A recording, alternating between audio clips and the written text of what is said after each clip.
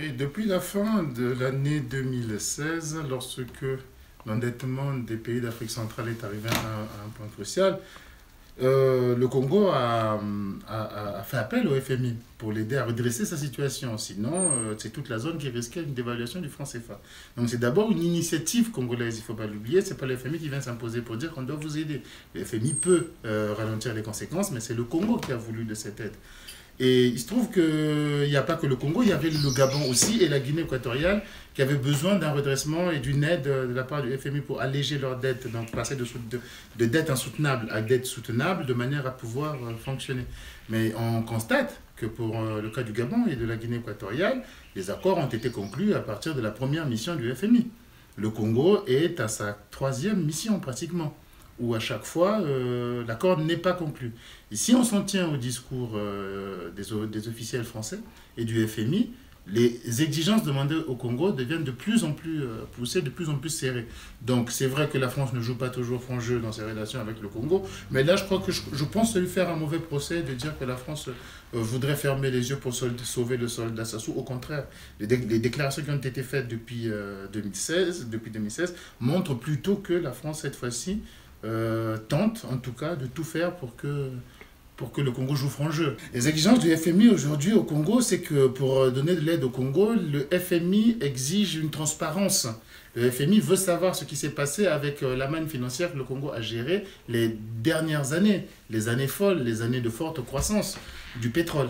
C'est d'abord la première chose. Le FMI veut que le Congo accepte un audit de ses comptes, que les Congos ouvrent et que cet audit soit publié, que tous les Congolais sachent ce qui s'est passé. Le FMI souhaite que le Congo puisse faire des réformes rapidement, des réformes audacieuses pour améliorer la gouvernance, parce que le FMI a pointé de manière très, très cinglante la mauvaise gouvernance, la corruption.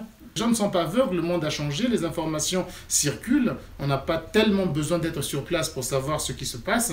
Lorsque un audit est commandé, un appel d'offres est fait pour recruter les cabinets les plus compétents, les cabinets les meilleurs dans le monde. On voit mal un cabinet qui va prendre une affaire sur le Congo dans laquelle il va gagner quelques millions, venir se compromettre pour truquer les chiffres au profit du Congo. C'est un petit marché, donc on peut compter sur ça. Donc si le jeu n'est pas transparent, ça va vite se savoir, se relayer.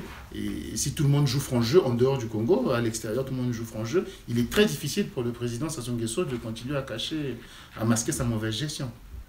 Les Américains seront vigilants, quoique ils sont moins présents en Afrique francophone, ça il faut l'avouer.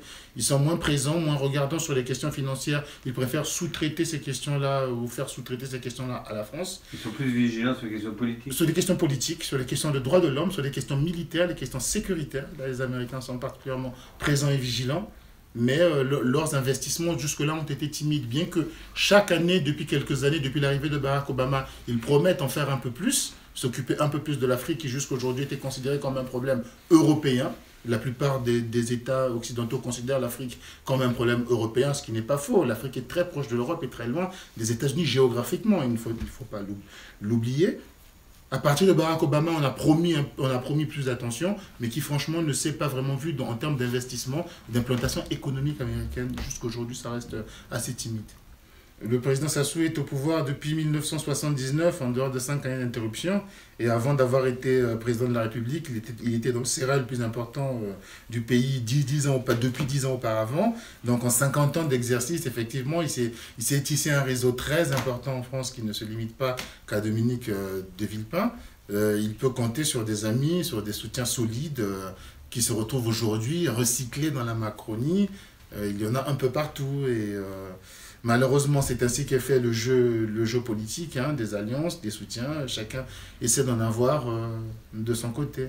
Et nous essayons d'avoir une certaine vigilance pour informer les plus hautes autorités, notamment le président de la République française, pour qu'il fasse attention à certains lobbyistes qui passent pour des gens de bonne volonté, mais qui au fond font tout pour soutenir et perpétuer un régime qui quand même ne cesse de massacrer un peuple depuis tant d'années comme si c'était sa propriété privée.